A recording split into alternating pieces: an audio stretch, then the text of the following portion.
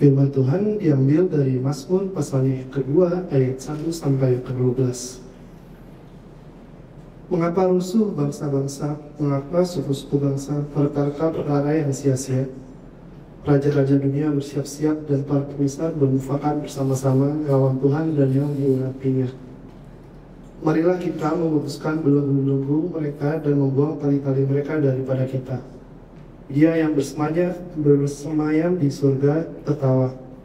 Tuhan memalak-malak mereka. Maka berkatalah ia kepada mereka dalam murkanya dan mengejutkan mereka dalam kehangatan amarahnya. Akulah yang telah melantik rajaku di Sion, gunungku yang kudus. Aku mau menceritakan tentang ketetapan Tuhan. Ia berkata kepadaku, anakku, engkau telah berperanakan pada hari ini. Mintalah kepadaku, maka bangsa-bangsa akan kuberikan kepadamu menjadi milik pusakamu, dan ujung bumi menjadi kepunyaan. Engkau akan meremukkan mereka dengan dada besi, memecahkan mereka seperti tembikar tukang periuk. Oleh sebab itu, hai raja-raja, bertindaklah bijaksana. Terimalah pengajaran, hai para hakim dunia. Beribadahlah kepada Tuhan dengan takut, dan ciumlah kakinya dengan gemetar, supaya ia jangan murka dan kamu binasa di jalan. Sebab mudah sekali murkanya menyala. Berbahagialah semua orang yang berlindung padanya. Dengarlah firman Tuhan. Demikianlah firman Tuhan. Saudara Shalom semuanya, perkenalkan nama saya Oswin. Saya adalah salah seorang kerja penuh waktu di Gereja Catholic City Church, itu sister church kami, dan saya seorang pastoral intern yang puji Tuhan diberi kesempatan untuk berkhotbah rutin di sini. Saudara, sebelum kita mulai perenungan firman Tuhan, saya mau ajak kita semua untuk tutup kepala. Mari kita sama-sama berdoa, kita pimpin Tuhan. Kalau Bapa di surga, kami mengucap syukur kalau berikan kami kesempatan untuk hidup, untuk datang berkumpul, beribadah, memuliakan nama-Mu ya Tuhan. Dan kini tiba saatnya kami mendengar pemberitaan firman-Mu, dan Kau pakai hamba-Mu ini untuk mengatakan apa yang jadi kebenaran-Mu saja Tuhan, bukan yang jadi pemikiran utama. Tolong setiap kami buka telinga, pikiran dan hati kami supaya kebenaran-Mu ini boleh tertanam dan tumbuh berbuah dalam kehidupan kami. Dalam nama Yesus Kristus, Allah kami hidup, kami berdoa. Amin. Ya, saudara sekalian, jadi teks yang diberikan kepada saya untuk hari ini adalah Mazmur 2. Dan Mazmur 2 ini sebenarnya adalah satu bagian yang nyambung dengan khotbah minggu lalu. Jadi kalau saudara hadir di ibadah minggu lalu secara fisik, mental, dan spiritual gitu ya, dan semoga saudara ada ingat-ingat sebagian khotbahnya, bisa dibuka mungkin nanti kita sama-sama sambil buka kitab Mazmur 1 untuk lihat, kita revisit gitu ya, untuk lihat apa yang sebenarnya dikatakan oleh pemazmur di Mazmur 2 ini. Nah, saudara, sebelum saya mulai, saya mau mungkin mengangkat sedikit fakta bahwa Mazmur ini adalah satu kitab yang berisi kumpulan dari puji-pujian. Jadi puji-pujian ini adalah Mazmur ini adalah kumpulan dari tulisan-tulisan yang bukan hanya dibaca sebagai puisi, tapi juga dinyanyikan. Nah, jadi kalau kita mau baca Mazmur, saudara, jangan seperti kita mau baca buku sejarah. Jangan seperti kita mau baca sesuatu untuk diteliti gimana gitu ya, literal dan sebagainya, karena ini adalah puji-pujian.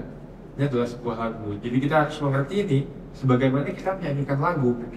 Banyak lagu dalam bahasa Indonesia secara khusus, saya pikir punya lirik yang sangat puitis, dan kita tidak mendengar atau mengerti lirik ini secara literal. Misalnya ada satu lagu yang saya suka, ini bicara tentang bunga matahari gitu ya. Dia bilang, bolehlah datang biarpun dengan bahasa tumbuhan gitu. Kita kenapa kalau dengar kan ini apa maksudnya, kok mau ngomong sama bunga gitu. Ternyata kalau kita tahu konteksnya, dia bicara tentang kakeknya yang meninggal gitu. Dia rindu, dia tanya gimana gitu. Dia mengekspresikan kerinduannya akan kakeknya yang pergi. Oh, jadi masuk akal. Ternyata dia memang merindukan kehadiran ya, bahkan dalam bentuk-bentuk yang tidak literal hadir gitu. Nah, baca Mazmur juga kita akan butuh konteks-konteks sebelumnya, saudara. Jadi tolong bear with me, karena kita akan lihat banyak konteks-konteks dari tradisi Yahudi itu kita bisa mengerti Mazmur 2 ini.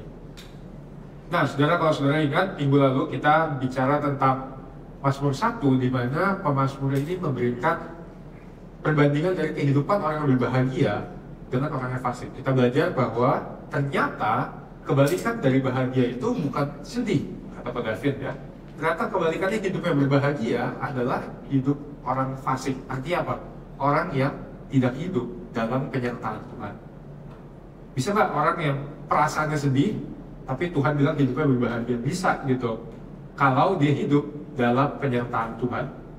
Ini khotbah minggu lalu. Tapi kalau bingung bisa di-visit lagi ya di YouTube-nya gitu.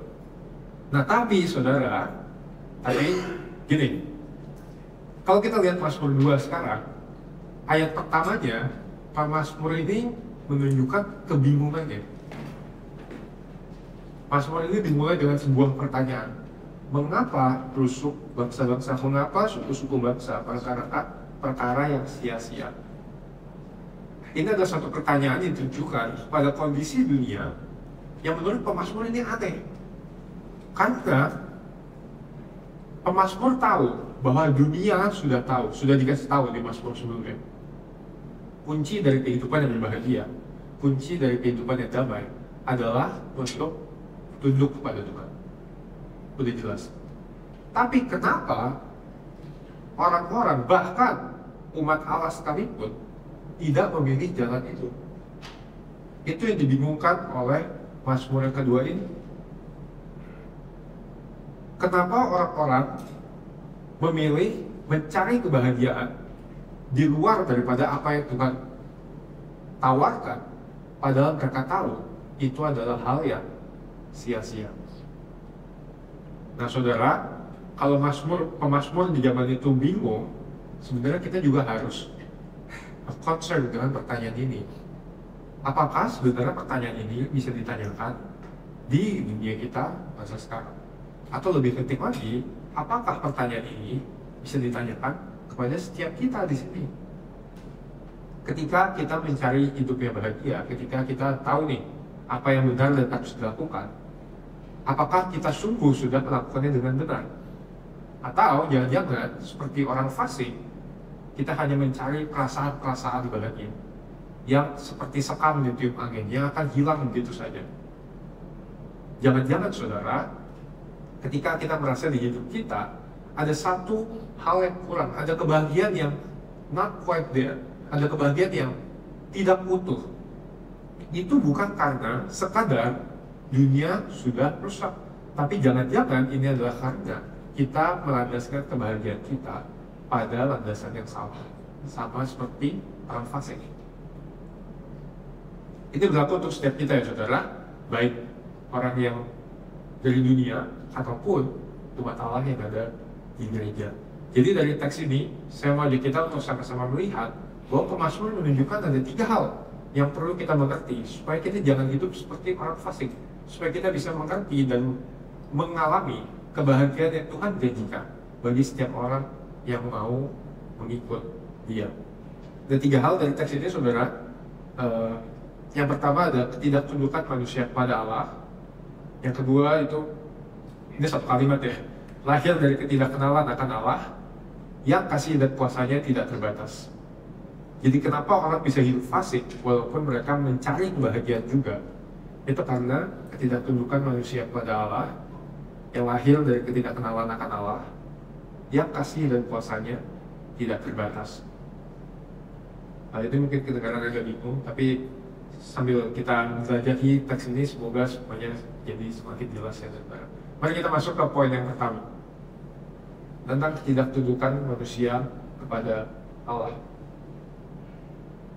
Saudara, konsep bahagia adalah satu konsep yang dimiliki oleh banyak orang, dan setiap orang punya gagasannya masing-masing tentang apa artinya itu menjadi bahagia dan bagaimana caranya kita mencapai titik kebahagiaan itu.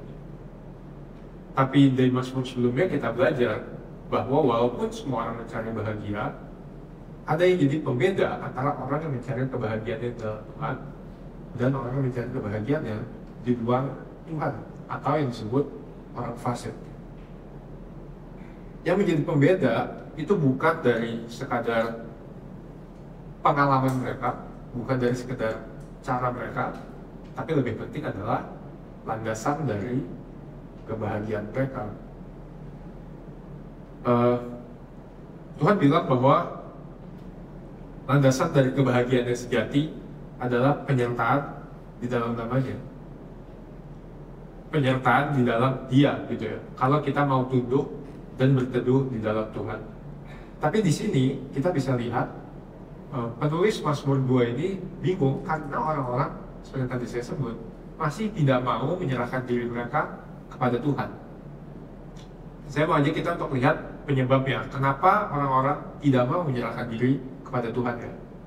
Jadi saudara bisa lihat di ayat yang kedua, di Mazmur yang kedua ini, orang yang menolak Tuhan ini bukan orang-orang biasa, namanya disebutnya, tapi ini adalah para raja. Jadi ini adalah orang-orang yang punya kuasa, orang-orang yang berpendidikan, punya resource, punya materinya. Mereka adalah orang-orang hebat pada masanya. Dan justru orang-orang inilah yang memberontak dari Tuhan.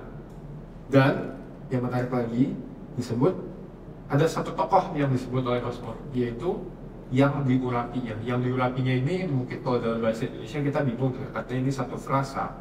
Tapi kalau dalam bahasa Inggris ini disebut the anointed, atau dalam bahasa Ibrani-nya ini disebut Mesiah atau Mesias. Jadi ini akan penting untuk kita baca Mazmur 2. Ingat ya saudara, yang diurapi itu artinya Mesias. Nah jadi para raja ini sudah ditawarkan jalan oleh Tuhan untuk bisa hidup bahagia, tapi mereka menolak ya, dan mereka juga menolak Mesias yang Tuhan kirim. Dan menariknya, penolakan ini bukan karena mereka merasa Tuhan ini salah gitu misalnya, tapi alasan yang dicantumkan oleh pemazmur di ayat ketiga adalah mereka merasa kalau mereka tunduk sama Tuhan, itu mereka seperti dibelenggu, mereka seperti diikat tali, mereka seperti dikekang. Nah saudara, saya melihat setidaknya ada dua hal yang menyebabkan kenapa orang-orang ini merasa mengikut Tuhan itu jadi satu hal yang membelenggu, dan mungkin ini bisa relevan bagi kita juga gitu. Yang pertama adalah saya pikir para raja-raja ini mereka tidak suka dengan cara yang Tuhan tawarkan untuk mencapai kebahagiaan. Jadi tadi kita lihat ada gambaran kebahagiaan, ada caranya. Mereka mungkin nggak suka nih dengan cara yang Tuhan berikan, karena di Mazmur 1 kita lihat Tuhan bilang jalan menuju kebahagiaan adalah untuk menghindari nasihat orang fasik atau menghindari nasihat dunia, tidak mengikuti jalan orang berdosa, tidak duduk di antara pencemooh. Lalu ada lagi menyukai firman Tuhan, bukan cuma baca ya, tapi menyukai firman Tuhan, dan juga merenungkannya siang dan malam. Ini yang saya juga baru Ko David minggu lalu sebut, merenungkan ini bukan sekedar dibayangin gitu ya, tapi murmuring gitu ya, apa komat kamit gitu ya, setiap dari siang malam tuh disebutkan. Ini satu gambaran bahwa apapun yang mereka lakukan dari siang dan malam, semua yang mereka lakukan dalam pekerjaan maupun dalam istirahat itu dilakukan sesuai dengan firman Tuhan, mereka aplikasikan gitu ya. Nah apakah ini hal-hal yang sulit saudara untuk dilakukan? Mungkin kalau sekali dua kali nggak sulit, kita gampang ya untuk ke gereja sekali itu kita berlaku jujur. Tapi untuk dilakukan seumur hidup, apalagi orang-orang yang berpuasa ini mungkin secara material punya pengorbanan yang lebih besar untuk menjalani hidup yang demikian. Mereka merasa ini adalah satu kekangan, ini adalah satu hal yang menyeret mereka menjauh dari kebahagiaan saudara. Mereka merasa bahwa kalau mereka mengikuti jalan yang Tuhan kasih, mereka bukan menjadi semakin dekat dengan kebahagiaan, tapi justru semakin jauh. Misalnya, dunia bilang ya, kalau jalan menuju kebahagiaan adalah punya banyak uang, misalnya kalau punya banyak uang, kamu bisa mencapai kebahagiaan. Tapi firman Tuhan bilang, cita akan uang adalah sumber dari segala kejahatan. Kita tidak bisa punya dua hamba, nggak bisa bertuhankan Tuhan Allah dan juga Mammon. Kenapa? Karena kita pasti memilih salah satu, dan kalau kita menaruh harapan kita pada Mammon, otomatis kita akan meninggalkan Tuhan. Jadi nggak bisa nih kita menghamba kepada uang dan Tuhan. Firman Tuhan bilang kita harus pilih salah satu, mau menempatkan security kita pada Tuhan atau pada uang. Nah ini nggak masuk akal untuk para raja ini. Makanya mereka merasa apa yang Tuhan tawarkan kepada mereka itu bukan cara yang baik. Padahal saudara, kalau kita perhatikan, jalan yang Tuhan tawarkan kepada mereka itu adalah jalan yang sempurna, yang justru membawa kepada kebahagiaan yang Tuhan maksudkan. Banyak orang berpikir bahwa kebahagiaan itu adalah satu hal yang bisa dicapai dengan cara apapun yang mereka rasa nyaman gitu ya. Tapi dari Mazmur kemarin kita belajar bahwa kebahagiaan itu bukan sekedar perasaan. Kebahagiaan itu yang Tuhan maksud adalah satu state, satu keadaan di mana kita hidup dalam shalom, dalam keadaan yang baik menurut Tuhan. Oleh sebab itu, kalau kita mau mendapat kebahagiaan yang Tuhan maksudkan, yang spesifik seperti itu, caranya juga harus spesifik.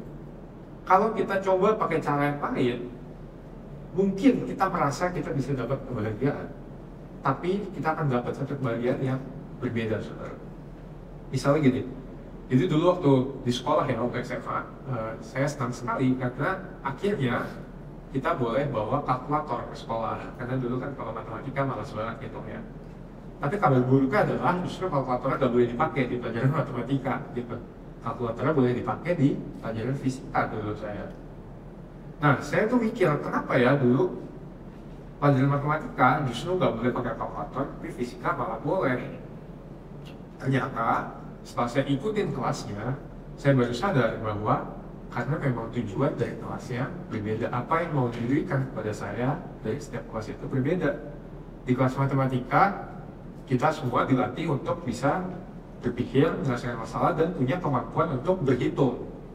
Jadi kalau pakai kalkulator, ya nggak pakai jago hitung gitu, karena nggak pernah dilatih gitu. Sama nggak dapat hasil jawabannya? Sama, saudara. Tapi buah yang kita dapat dari menyelesaikan kelas itu akan berbeda. Sebaliknya di kelas fisika gitu ya, karena yang mau diajarkan kepada saya waktu itu adalah bagaimana saya menganalisa masalah, menerapkan hukum-hukum fisika dan aplikasi dari formula-formula itu. Justru hitungannya nggak gitu penting. Yang penting adalah bagaimana saya bisa mencapai pada hitungan itu. Saya aplikasikan hukum-hukum fisika itu gitu. Nah justru kalau saya nggak pakai kalkulator di situ, antara pelajaran tidak maksimal karena waktu saya habis untuk menghitung, atau bahkan tidak bisa dihitung sama sekali karena terlalu besar angkanya misalnya gitu. Apa jadinya kalau misalnya dibalik, saudara? Saya di kelas matematika saya pakai kalkulator, di fisika nggak pakai gitu. Jadi kacau karena walaupun akhirnya saya dapat produk akhirnya yaitu soalnya selesai saya kerjakan, tapi saya justru kelewatan dari basic, kehilangan dari tujuan utama kelas yang saya ikuti itu. Saya nggak jadi jago berhitung, saya tetap lambat berhitung, otak saya nggak terlatih gitu. Di sisi lain juga fisikanya nggak selesai gitu, saya nggak bisa. Nah mirip kayak gitu juga ketika kita bicara tentang kebahagiaan yang Tuhan kasih ya. Segala aturan, batasan, dan perintah yang Tuhan berikan untuk mencapai kebahagiaan, saudara, itu bukan diberikan untuk membatasi kita. Kayak Tuhan sok jual mahal. Aduh, ini kebahagiaan ini berharga, jadi supaya kamu hargain, saya bikin sulit supaya kamu dapetin. Enggak, bukan gitu ya. Tapi semua aturan, batasan, dan perintah yang Tuhan berikan menuju kebahagiaan diberikan supaya kita mendapat kebahagiaan yang tepat itu. Bukan sembarang perasaan saja, bukan sekedar tiruan yang ditawarkan oleh dunia. Kebahagiaan yang Tuhan berikan, yang Tuhan tawarkan adalah satu kebahagiaan yang bisa kita rasakan, kita nikmati bahkan ketika keadaan tidak baik, dunia tidak baik. Dan kalau kita mau mendapat kebahagiaan yang demikian, kita harus mengikuti aturan mainnya Tuhan. Nah, permasalahan yang kedua, yang mungkin raja-raja ini alami, kenapa mereka nggak mau ikut aturan mainnya Tuhan? Karena bisa jadi mereka nggak suka dengan kebahagiaan yang Tuhan tawarkan itu. Gitu. Buat mereka, ini nggak penting. Yang penting adalah kebahagiaan yang saya definisikan. Karena buat saya, apa yang Tuhan tawarkan itu nggak bikin saya bahagia. Gini ya, saudara, kalau di Mazmur 1, kemarin kita belajar bahwa hidup orang bahagia itu digambarkan seperti orang yang, seperti pohon yang ada di tepi aliran air. Yang tidak pernah layu, tidak mati, tapi berbuahnya musiman gitu. Jadi ada musim-musim di mana pohon itu tidak berbuah, ada musim-musim di mana pohon itu berbuah. Nah, kebahagiaan yang Tuhan tawarkan itu bukan kehidupan yang selalu berbuah-buah indah, tidak pernah ada masalah dan sebagainya. Tapi justru kebahagiaan yang Tuhan tawarkan adalah kehidupan yang akan ada musim kering, akan ada musim tidak berbuah, akan ada musim yang sulit. Tapi dari setiap musim yang dilalui itu, Tuhan terus menyertai. Tuhan menjamin bahwa biarpun pohon ini melalui masa-masa yang sulit, ia tidak akan mati. Pada akhirnya, dia akan terus berhasil. Kenapa? Karena tidak akan pernah mati gitu. Sudah banyak orang punya bayangan hidup bahagia itu bukan kayak gini, bukan sekedar hidup yang terjamin. Tapi hidup bahagia itu adalah hidup yang tidak ada masalah, hidup yang selalu enaknya aja, hidup yang ya banyak lah semua gambaran-gambaran gitu ya. Tapi saudara, pada kenyataannya setiap gambaran tentang kebahagiaan ini semakin dikejar bukannya semakin dekat, tapi justru membuat si pengejar ini semakin jauh dari apa yang mereka bayangkan. Misalnya ada orang yang bilang, nanti kalau aku lebih kaya aku akan bahagia gitu ya. Nanti pas sudah kaya muncul lagi bayangan, akan lebih bahagia ternyata orang yang sehat misalnya gitu. Muncul gagasan lagi ini karena dia kerja keras, kesakitan gitu kan. Terus dia ketemu lagi sama orang yang sehat dan kaya misalnya. Udah ketemu orang yang sehat dan kaya, ini bahagia ultimat nih. Ternyata enggak, orangnya bilang lagi apa? Percuma sehat dan kaya tapi tua, gak punya tenaga gitu. Jadi harus sehat, kaya, dan muda. Oke, ketemu lagi orang sehat, kaya, dan muda. Udah nih, bagus nih. Nanti orang sehat, kaya, dan muda bilang, enggak, ini gak cukup karena harus sehat, kaya, muda, dan ganteng atau cantik misalnya gitu. Ketemu lagi orang sehat, kaya, muda, ganteng, cantik, bilang lagi, enggak, kurang, harus populer misalnya. Itu gak akan berhenti, saudara. Gitu ya. Apa yang dunia tawarkan sebagai kebahagiaan semakin dikejar, itu akan membuat orang itu semakin jauh dari kebahagiaan itu. Tapi kebahagiaan yang Tuhan tawarkan itu berbeda. Bukan tergantung dari apakah ini musim yang baik atau musim yang buruk, apakah ini keadaan yang favorable atau enggak. Tapi kebahagiaan yang Tuhan janjikan, Tuhan bilang bahwa itu akan terlepas dari segala kesulitan, kekeringan, tantangan, dan sebagainya. Karena di kondisi apapun, Tuhan terus menyertai. Kita bahagia bukan karena kita tidak mengalami tantangan, tapi justru karena ketika kita menghadapi tantangan itu, kita tidak sendirian, saudara. Inilah kebahagiaan yang Tuhan tawarkan. Tapi para raja ini menolak. Mereka nggak mau, mereka lebih pilih memberontak dari Tuhan, mendefinisikan kebahagiaan mereka, dan mengejar apa yang Tuhan bilang sia-sia. Kenapa? Apa sebenarnya permasalahan yang saudara yang dialami oleh para raja ini? Jawabannya adalah mereka sebenarnya kesulitan atau mereka sebenarnya menolak. Bukan mereka menolak untuk bahagia, tapi mereka menolak untuk tunduk kepada Tuhan. Mereka merasa dengan segala hal yang mereka punya, kekayaan, kemampuan, dan sebagainya itu, kuasa itu, mereka tahu lebih baik dari Tuhan. Jadi ketika Tuhan tawarkan, mereka bilang, enggak Tuhan, saya tahu bukan ini yang bikin saya bahagia, tapi ini yang bikin saya bahagia. Ini saya pikir mirip anak kecil gitu ya. Saya dulu waktu kecil juga jadi anak yang lumayan bandel, saudara. Saya suka explore hal-hal baru. Dan waktu itu saya ingat waktu SD saya menemukan satu mainan yang saya senang banget, yaitu korek batangan. Kenapa? Karena tiap kali digosok terus bisa keluar api, saya kayak wah hebat banget gitu ya, ini alat magic gitu. Nah setiap kali saya mau mainin, mama saya tuh marahin saya gitu. Pertama saya pikir cuma dimarahin karena saya boros karena korek di rumah jadi habis gitu. Tapi selalu ditutupi dengan alasan jangan, nanti bahaya gitu.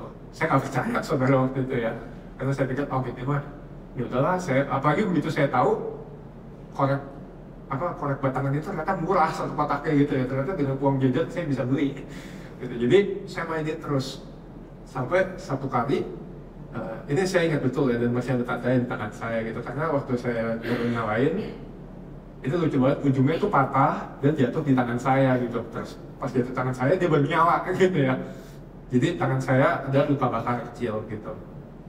Nah setelah saya mengalami itu, barulah saya merasa oh iya betul juga, ternyata yang mama saya bilang ini berbahaya. Gimana kalau misalnya ini jatuhnya bukan ke tangan saya, tapi kena sesuatu yang mudah terbakar, karena saya di dapur gitu misalnya, atau kena kompor apa-apalah, bisa meledak segala macam. Konsekuensinya bisa jadi lebih parah. Saudara, waktu itu ketika saya nggak mau percaya dengan apa yang mama saya katakan, itu bukan karena saya merasa mama saya salah, bukan karena saya merasa oh iya memang ini nggak ada resikonya, tapi kala itu saya merasa kemampuan saya itu lebih hebat, lebih besar daripada keraguan mama saya. Bisa lah, saya akan hati-hati kok gitu. Gak akan kenapa-kenapa lah, saya bisa gitu. Akibatnya karena saya merasa diri saya bisa, saya jadi mengecilkan kredibilitas omongan mama saya, atau saya jadi mengecilkan pendapat atau apa yang mama saya tawarkan, yaitu satu keadaan yang lebih aman. Nah saya pikir tunduk sama Tuhan itu mirip seperti itu ya. Alasan banyak orang, atau mungkin setiap dari kita, kesulitan atau bahkan menolak untuk menaati Tuhan, untuk kepada Dia, itu bukan karena kita merasa Tuhan itu salah, bukan karena kita merasa apa yang Tuhan tawarkan itu gak bagus. Kita tahu itu bagus gitu, kita tahu apa yang dilarang itu juga gak bagus. Tapi lebih sering kita merasa diri kita tahu lebih baik. Kita merasa kalau kita hati-hati gak apa-apa lah. Kalau kita pikirkan baik-baik, rencana kita juga oke lah dibandingkan apa yang Tuhan mau kasih. Dan itulah apa yang dialami oleh raja-raja ini. Mereka merasa mereka lebih hebat, mereka merasa mereka lebih tahu, jadi mereka mau berontak dari Tuhan.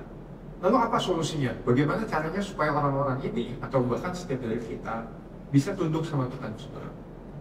Jawabannya adalah kita harus kenal siapa nih Tuhan. Kenapa kita harus percaya sama Dia? Kenapa Dia reliable? Kenapa apa yang Dia perintahkan harus kita taati? Supaya kita bisa tahu itu, kita harus mengenal siapa Tuhan. Sama seperti saya kira mengenal kalau omongan mama saya itu benar gitu ya. Jadi kita akan masuk ke poin yang kedua, bahwa ketidaktundukan itu lahir dari ketidakkenalan akan Allah. Di sini kita lihat Tuhan memperkenalkan dirinya, saudara. Ini di ayat 4 sampai ayat ke 9 tuh ya, dari 4 ayat sampai ayat ke 9. Jadi di sini ada beberapa hal yang sangat menarik dan juga mungkin sedikit membingungkan. Tapi sebenarnya apa yang Tuhan katakan di sini itu jelas, sudah semua orang tahu. Misalnya, yang pertama Tuhan bilang, pemazmur bilang Tuhan ini bersemayam di surga. Tuhan ini bukan orang biasa, Dia tidak tinggal di dunia, saudara. Kenapa Tuhan layak dipercaya? Karena Dia tinggal di level yang berbeda. Dia ada di atas sana, tempat orang berkuasa, tempat sosok yang berkuasa di surga. Pertama, secara status Dia sudah berbeda. Yang kedua, kita lihat Tuhan tertawa dan mengolok-olok orang yang memberontak ini.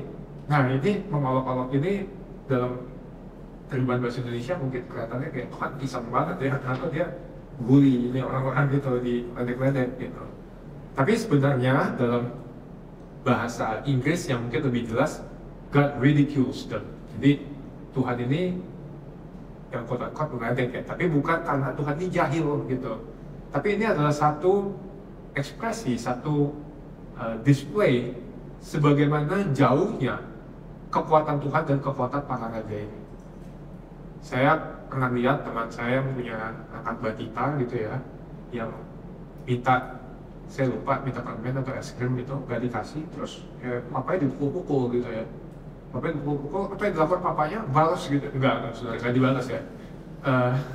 Papanya itu cuma ngeliatin dan kayak nyorakin gitu, wih gitu, aduh kayak gitu kan, kayak wah Rocky Balboa kayak gitu.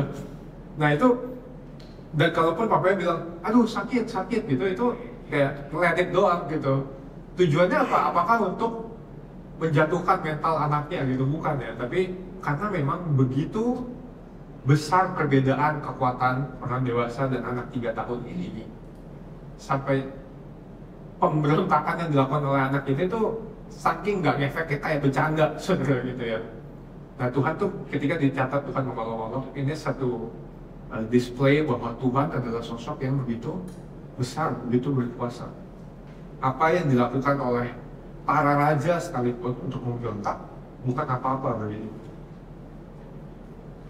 Dan bahkan Tuhan begitu besar sampai-sampai kalau Tuhan marah saja, belum melaksanakan amarah, belum diapain, belum dihukum gitu ya, Tuhan mulai marah saja. Di ayat 5 kita lihat mereka atau orang-orang yang memberontak ini akan terkejut. Terkejut ini dalam bahasa aslinya lebih cocok, bukan lebih cocok, bisa juga diartikan sebagai ketakutan and frightened. Ketakutan sebenarnya, bukan hanya wow kaget gitu, tapi beneran waduh gitu. Beneran marah, cuman marah aja orang-orang ini jadi takut. Jadi di sini pemazmur menggambarkan ada sosok Tuhan yang begitu besar, begitu berkuasa, begitu kuat, dan dialah yang menawarkan kebahagiaan ini. Dialah yang seharusnya kita tunduk. Nah selanjutnya Tuhan ini tidak hadir hanya jauh di surga saja, tapi dari ayat 6 sampai ayat 9 kita bisa lihat digambarkan bahwa Tuhan mengulurkan tangannya melalui orang yang dilantik. Nah dilantik ini berhubungan dengan ayat 2 tadi, karena dalam bahasa aslinya melantik ini artinya menuang, dan menuang ini adalah satu kegiatan yang dilakukan untuk mengurapi raja. Jadi di zaman itu raja kalau mau diangkat kayak Daud dulu diangkat, ada Samuel datang untuk membawa minyak dan menuangkannya di kepalanya untuk mengurapi Daud. Ketika Tuhan melantik rajanya, itu artinya Tuhan menetapkan Mesiasnya. Nah saudara, kita perlu mengerti bahwa Mesias dalam bahasa aslinya itu bukan merujuk kepada Kristus saja, bukan merujuk kepada Yesus saja. Karena Yesus Kristus itu bukan nama belakangnya Yesus, bukan nama keluarganya gitu ya. Kristus itu adalah bahasa Yunani dari kata Mesias. Yesus yang diurapi. Mesias adalah yang diurapi. Apakah ini bicara tentang Yesus?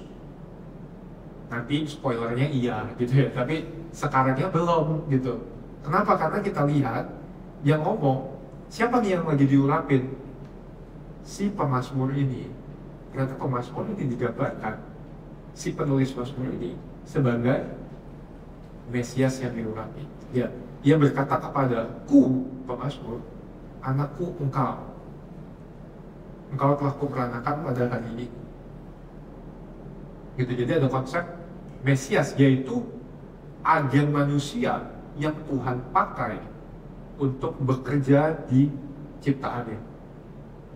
Dan pada waktu itu, siapa yang Tuhan pakai? Yaitu Daud. Kenapa Daud bisa berani bilang dia dilantik menjadi Mesias waktu dia menulis mazmur ini? Karena memang Tuhan sendiri yang bilang, di kitab Samuel gitu, di 2 Samuel 7, bahwa Tuhan berjanji keturunan Daud dan keturunannya yang akan bertahta selamanya. Dialah yang akan menjadi orang yang memimpin umat Allah, membawa mereka kepada masa kejayaannya. Jadi Tuhan yang begitu besar, bukan hanya Tuhan yang jauh, tapi juga hadir melalui Mesiasnya, saudara. Dan Mesias ini juga bukan sembarang orang. Ketika Tuhan pilih Daud, Tuhan gak biarin Daud jadi orang biasa-biasa saja yang kebetulan dipilih gitu ya. Tapi kita lihat di bagian selanjutnya, apa yang Tuhan lakukan kepada Mesiasnya ini. Bangsa-bangsa akan kuberikan kepadamu menjadi milik pusakamu. Dia akan menjadi berkuasa. Diberikan ini bukan hanya bicara mereka, dia akan mengalahkan bangsa lain, tapi justru bangsa-bangsa itu akan menjadi legacy itu pada masa itu adalah sesuatu yang diturunkan secara turun-temurun gitu ya. Ini maksudnya bangsa-bangsa ini akan jadi bukan hanya kalah, tapi menjadi bagian dari keluarga dia gitu. Jadi satu apa bahasanya, konglomerasi mungkin ya, yang begitu besar gitu. Selain bangsa-bangsa diberikan, ujung bumi menjadi kepunyaanmu. Bukan cuma orang-orang kaya, tapi juga segala resource-nya, saudara. Jadi Tuhan janjiin Mesias ini akan punya segalanya. Dan menariknya, posisi Mesias ini adalah menjadi raja. Ingat tadi siapa yang berontak? Itu juga raja. Jadi posisi Mesias ini akan secara langsung contending atau berlawanan, beradu dengan raja-raja dunia, gitu ya. Dan cheat code-nya gitu ya untuk Mesias ini adalah Tuhan janjiin bahwa si Mesias ini akan mengalahkan raja-raja yang lain, dan mengalahkannya bukan sekedar menang perang biasa, tapi akan menang telak, sebagaimana dia adalah gada besi yang memecahkan tembikar tangannya. Gak ada perlawanan gitu, menang telak.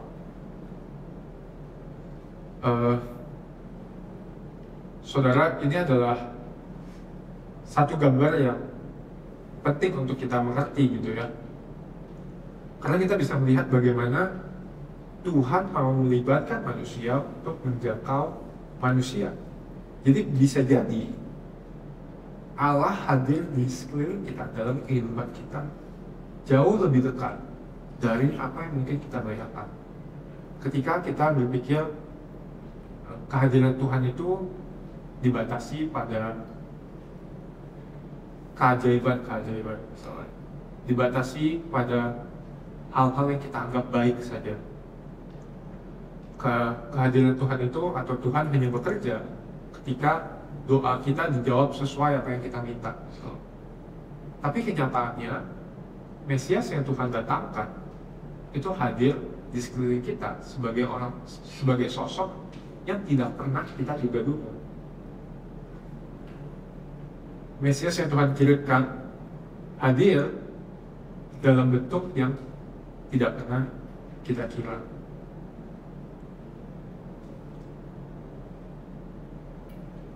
Nah saudara, kabar baiknya buat kita, gambaran Mesias yang kita mungkin tidak tahu ini bagaimana bentuknya gitu ya, selalu ditunggu-tunggu. Tapi di saat yang bersamaan kita punya harapan bahwa dia adalah sosok yang akan membebaskan, sosok yang kuat dan berkuasa. Dia datang dengan intensi yang baik buat kita. Dari mana kita bisa lihat? Kita masuk ke poin yang ketiga, yaitu Allah yang akan kita kenal ini punya kasih dan kuasa yang tidak terbatas. Saudara, mari kita lihat buat apa alasan dibalik Allah mengirim Mesias ini. Jadi kenapa sih Allah perlu mengirimkan sesosok raja yang mengalahkan raja-raja yang memberontak? Kenapa gak Tuhan sendiri aja hukum raja-raja ini? Apakah Tuhan mau flexing gitu ya, kayak, oh saya bisa datangkan raja yang lebih hebat? Jawabannya bukan. Kenapa? Karena kita tahu, kita lihat di ayat 10 sampai ayat ke-12, apa yang dilakukan oleh Mesias, apa yang dilakukan oleh orang yang diurapi, si pemazmur ini, bukanlah mengancam para raja-raja yang memberontak. Tapi yang dilakukan adalah memberikan sebuah peringatan supaya mereka bertobat. Ini menarik ya, ada raja yang sudah dibilang sama Tuhan, kamu akan mengalahkan mereka. Tapi raja ini malah bilang, kalian ini bakal kalah, karena Tuhan sudah marah. Kamu jangan terus seperti itu, supaya kami jangan menerima hukuman dari Tuhan. Bertobat, ayo ikut tunduk berlindung kepada Tuhan. Mesias ini alih-alih menjadi seorang raja penakluk yang membunuh segala pemberontak ini, justru dia berperan sebagai mediator di antara Allah dan manusia. Dia yang dikirim oleh Allah membawa sebuah misi, dan dilakukannya bukan dengan mengeliminasi musuhnya, tapi justru bersyafaat mereka, supaya manusia bahkan yang memberontak sekalipun bisa selamat dari murka Allah yang menyala. Saudara, tapi apa respons manusia terhadap Mesias yang dikirimin?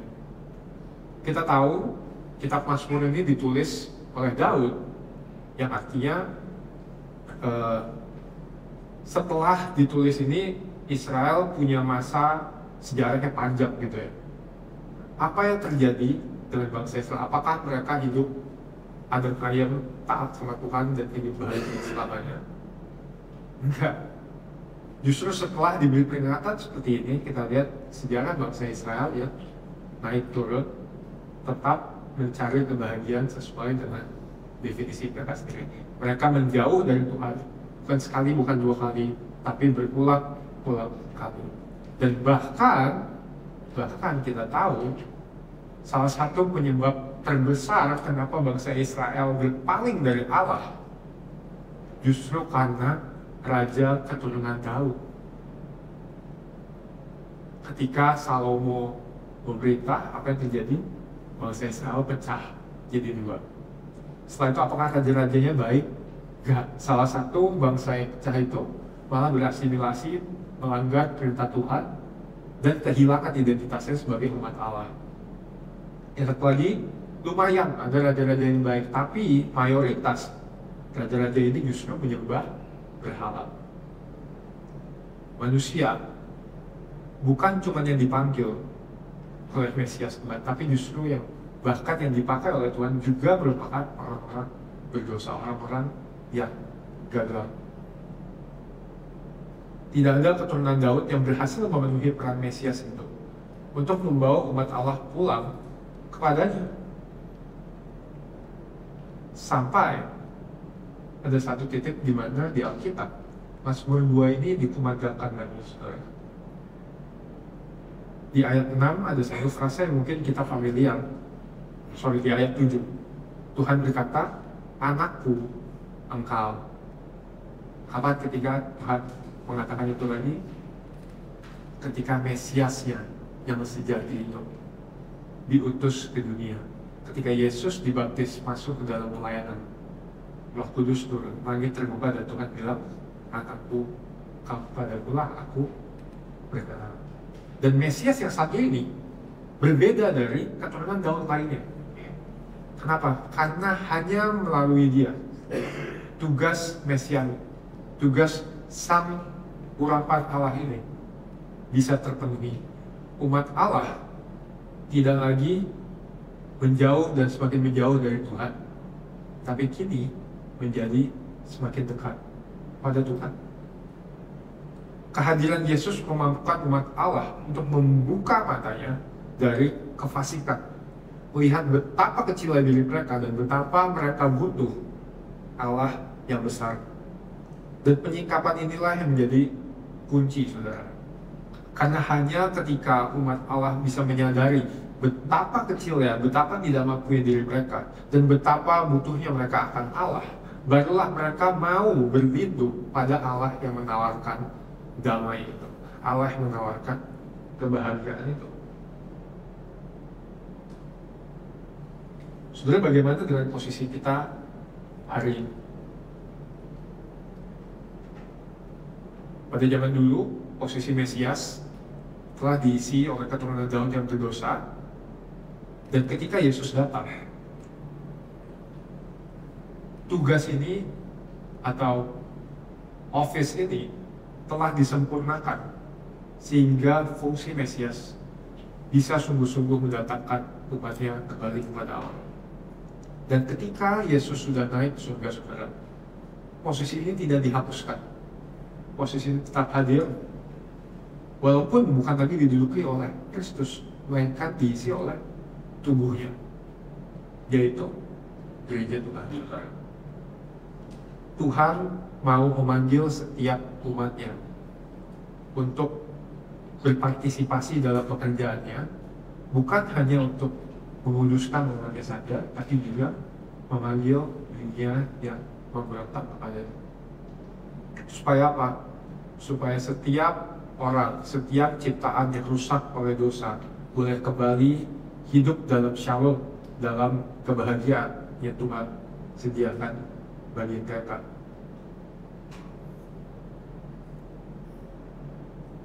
Tetapi baiknya, saudara, tidak berhenti sampai di situ saja. Karena mungkin kalau kita pikir Mesias ini melindungi umat Allah dari murka Allah di masa akhir nanti. Ternyata Mesias yang hadir di tengah kita juga mengizinkan kita untuk menerima bahagia yang Tuhan sediakan itu, bahkan ketika kita hidup di dunia sekarang. Seperti apa wujud bahagia ini, saudara? Apakah atau bagaimana caranya kita bisa bahagia kalau kita hidup di dunia yang berantakan, kalau kita hidup di dunia yang berdosa, penuh dengan masalah dan tantangan? Apakah kalau kita percaya kepada Kristus, berlindung kepadanya, mengikut Dia, rajin baca Alkitab siang dan malam, terus masalah kita hilang? Apakah berdoa dan baca Alkitab bisa mengenyangkan mereka yang miskin dan tidak bisa beli makanan?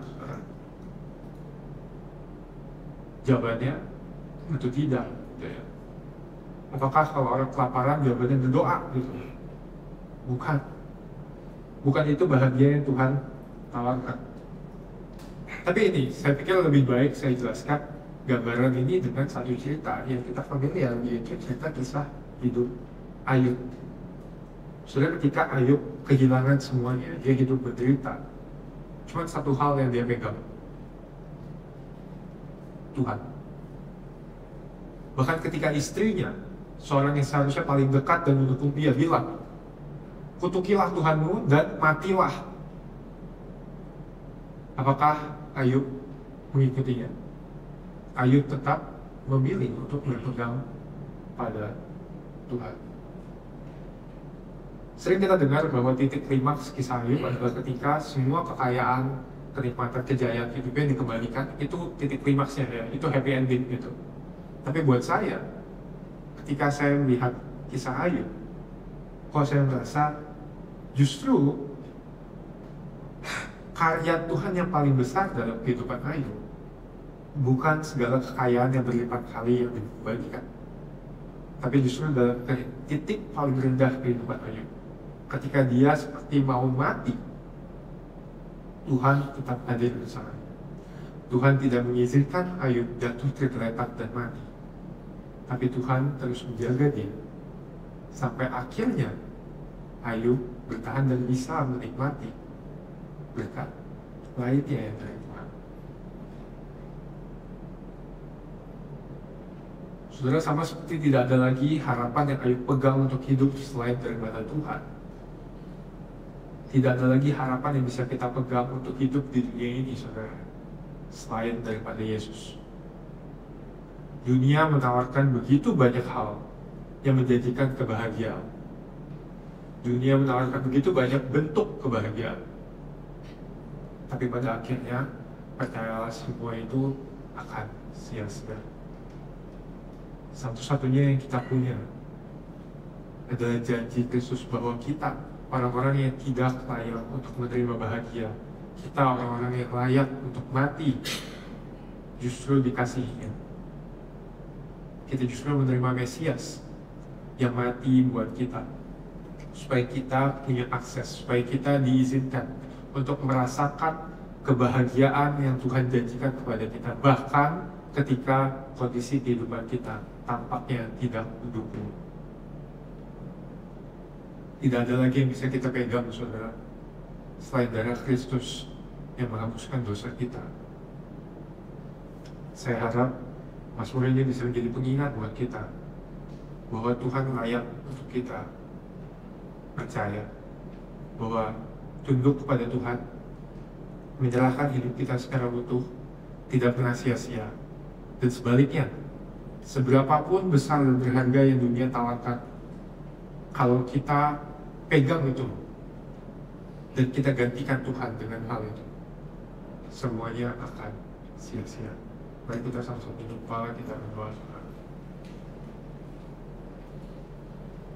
Allah di surga, kami mohon kepadamu, mohon ampun karena kami adalah manusia yang sering kali berontak.